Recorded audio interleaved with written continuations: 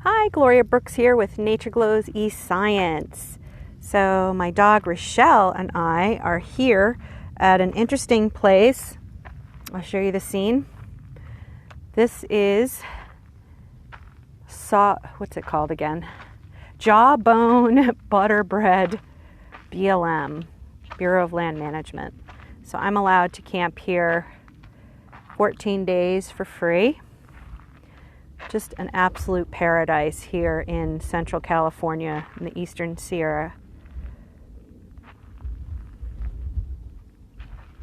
So, hi Rochelle. It's a little bit chilly today, so we're kind of bundled up. But I'm showing you the scene here today because I get to live in the natural world as a full-time RVer, living out of a camper van. And I just love it. I love the freedom of living on, well, my camper van happens to have four wheels.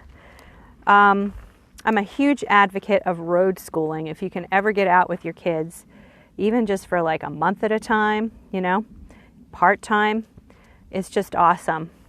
So today's topic is about how to do math using the natural world. One of the groups I've been following is Wild Schoolers. They have a huge, massive Facebook group that I'm a part of. But I've just been learning so much for them.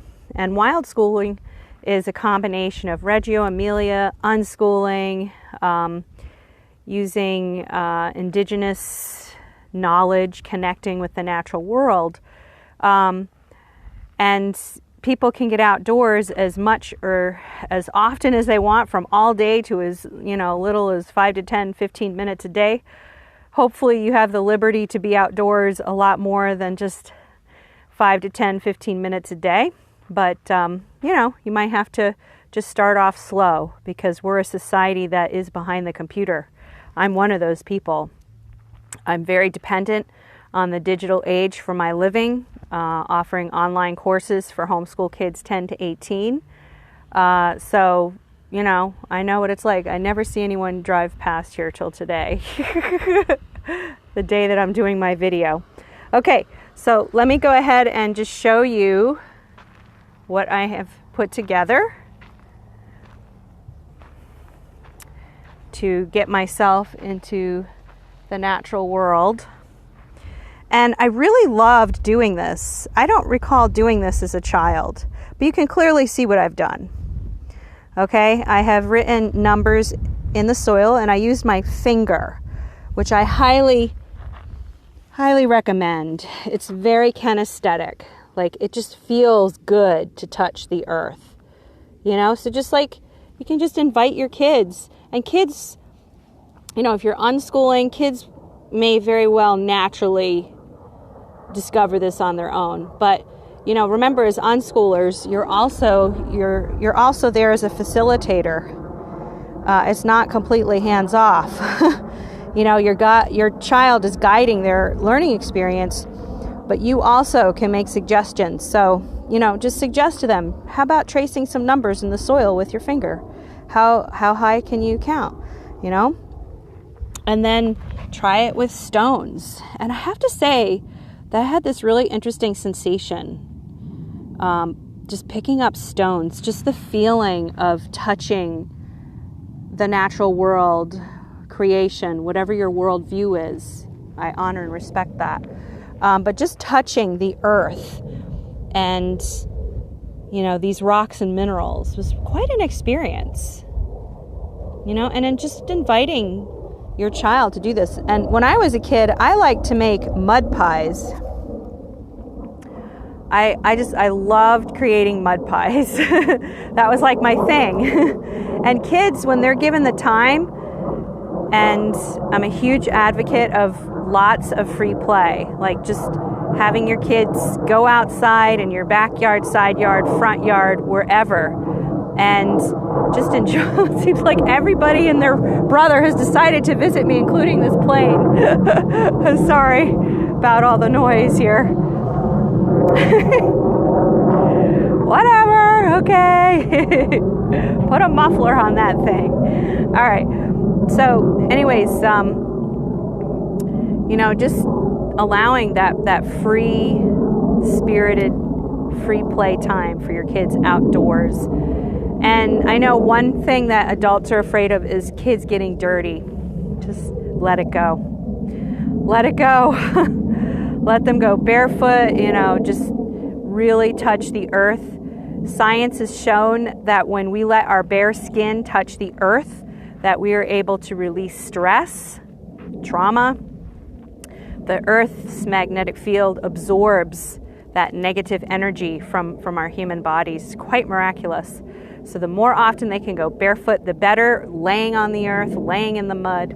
You have a hose, you can hose them down. Just don't be afraid to go all out, Don't be afraid to get dirty with them even, Us adults, me touching the earth with my finger. Like, when was the last time? I do practice earthing, which is taking off my shoes. And when the weather's warm, not like today where it's a chilly wind and in the upper 50s, but when the weather's warmer, I will actually lay down,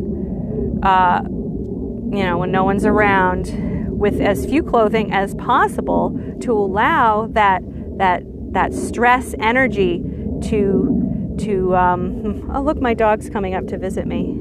See, every one of their brother and sisters coming to visit me here today while I'm doing my video.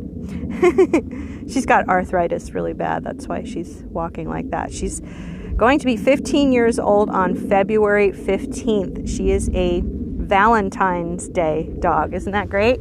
Hi, Rochelle Claire. She's also deaf. She can't hear me. But hi, BB. I still talk to her anyway. All right, so I just want to invite you outdoors with your kids and just having that outdoor, free, wild child time, and you joining in with the games as well, Of course, kids absolutely need each other. I wonder if she's going to try to step on my creation here that I just did. Oh, and one more thing, sticks. Check out the sticks. There's like all these segments, just counting how many segments there are with the loose bark. These are all natural math activities. And kids gravitate towards stuff like this. They love it. They love to find math or create math using natural materials. It just comes naturally to us. But allowing them the time to discover that is the key. Get good clothing from the local store, thrift store, online, whatever. Make sure they have plenty of good warm clothing, but also have freedom of movement. I know when I was 3 years old, my mother used to stuff me in this snowsuit. It had a big hole in the leg too. I don't know why that happened, why it had a big hole, but I hated that thing. It was so restrictive. I couldn't move. But get clothes that are comfortable, that your kids can really move and run and jump and,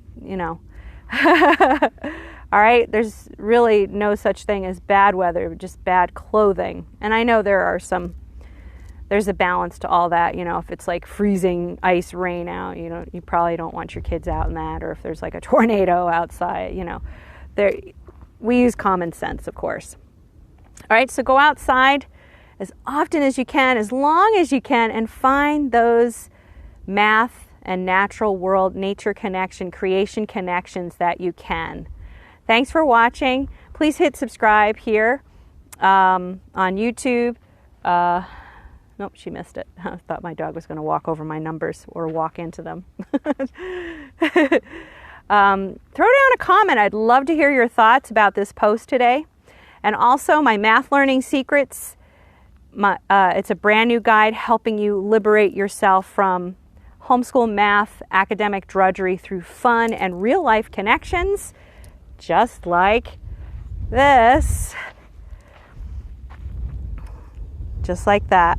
So grab your Math Learning Secrets guide today, and also you can get the optional add-on for the geometric beauty of snowflakes. If you click on the button with this post today, you'll see all that.